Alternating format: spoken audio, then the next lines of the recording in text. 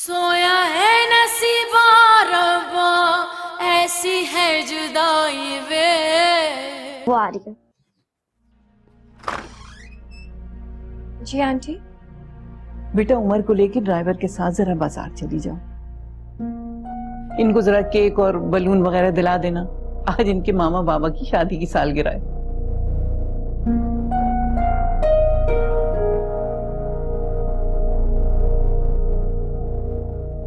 इतनी जल्दी क्या है, मैं एक एक चीज देख के लाऊंगा। अरे तुम्हारे मामा बाबा आ जाएंगे ना। वो नहीं आएंगे ना, मामा नानू के घर पे, फिर वो वहां से मॉल जाएंगी, फिर बाबा उन्हें लेते हुए घर आएंगे। अच्छा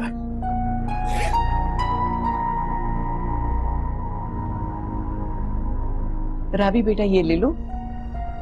ये आप मुझे दे दे, मैं ले लूंगा।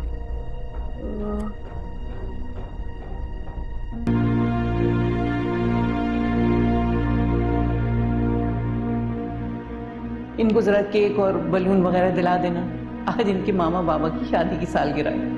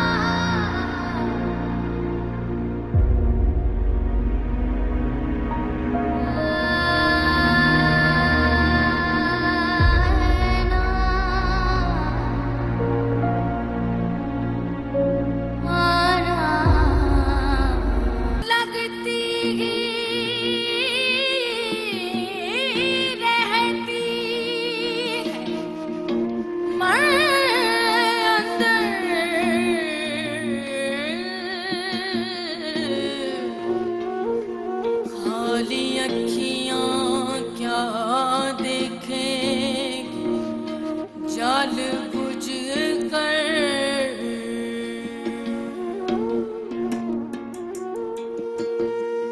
सोया है नसीबा रब्बा, ऐसी है जुदाई वे।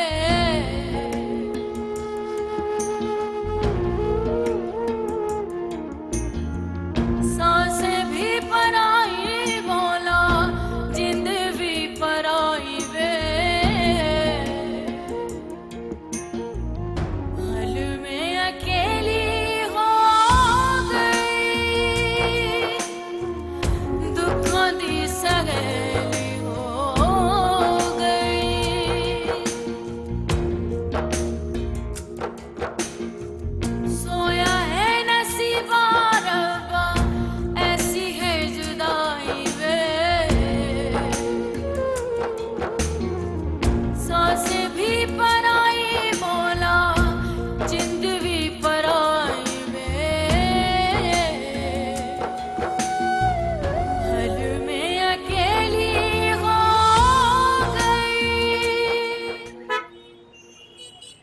साकिब मामू,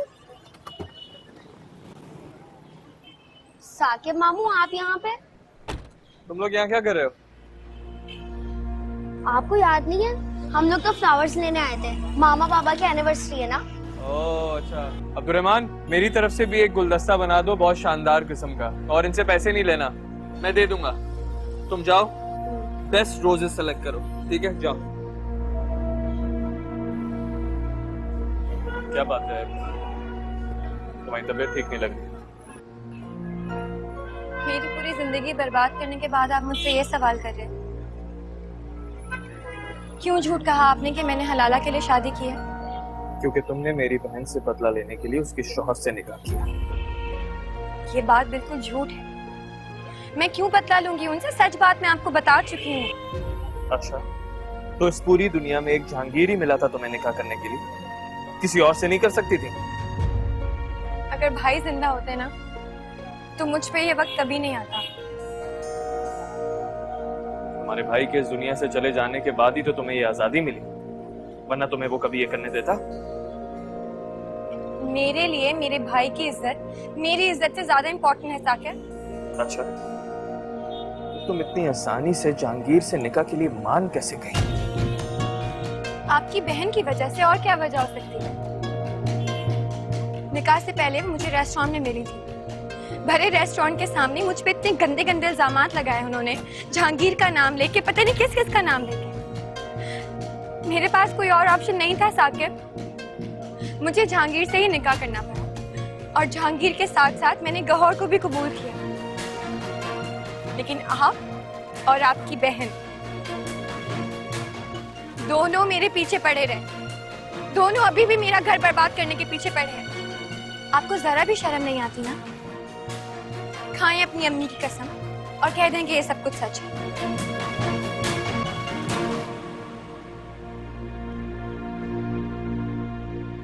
जानती थी कि आप एक बहुत बहुत कमजोर मर्द हैं, लेकिन इतने खुद गर्ज हैं, ये आज पता चला।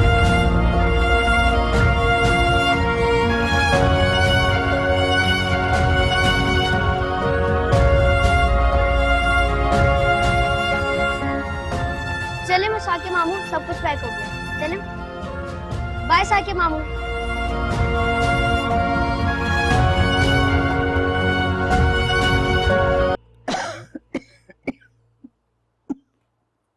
अगर तबीयत ठीक नहीं है तो मैं जहांगीर को फोन कर दूं? मेरे बेटे को परेशान नहीं करो, मैं बिल्कुल ठीक हूँ।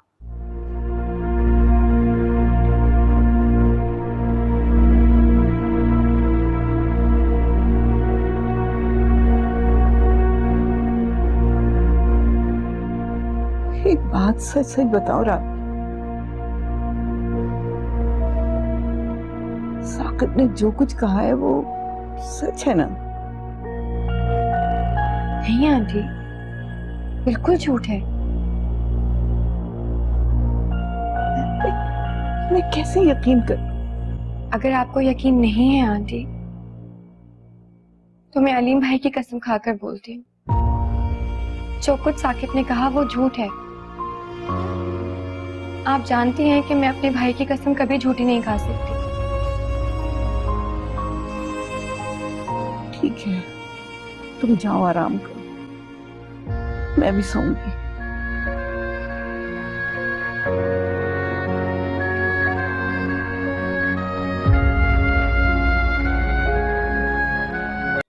मैं कहीं नहीं जाऊंगी भाभी, वहां भी जाकर आप पर बोझ बन जाऊंगी।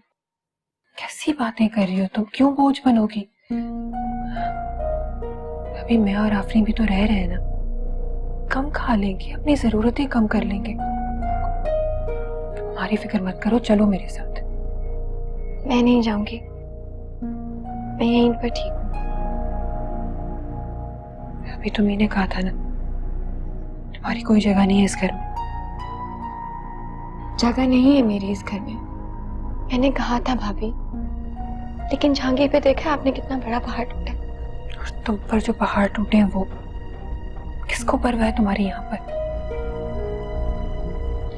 अभी तुम्हें अजियत दे दे के, बातें सुना सुना के मार डालेगी गौर। चलो मेरे साथ। मैं नहीं जाऊंगी, जहांगीर को मेरी जरूरत है। गलत फहमी है तुम्हारी, बेवकूफी कर रही हो तुम राबी। जानती हूँ मैं, पता है मुझे कि जहांगीर को भी मेरी कोई फिक्र, कोई परवाह नहीं है। लेकिन फिर भी भाभी, मैं जहांगीर के साथ उनके ही मुताबिक जिंदगी गुजारना चाहती हूँ। फिर चाहे वो तुम्हें किसी भी हाल में रखे।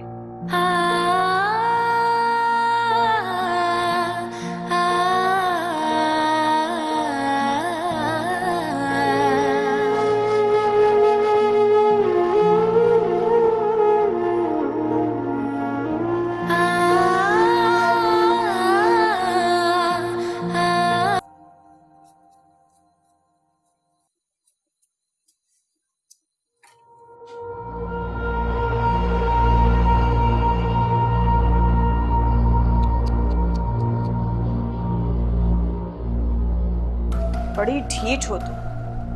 इतनी बेइज्जती के बावजूद भी अभी तक यहाँ पड़ी हुई हो। आप क्यों भूल जाती हैं कि ये सिर्फ आपका नहीं बल्कि मेरा भी घर है। इस घर में अब तुम्हारी कोई जगह नहीं रही है, निकलो यहाँ से।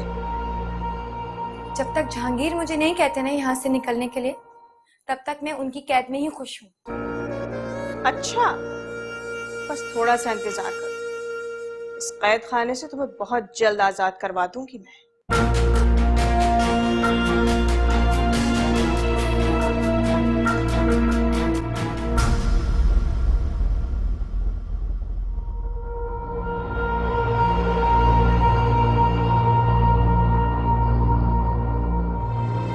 Subscribe and press the bell icon to watch the latest dramas.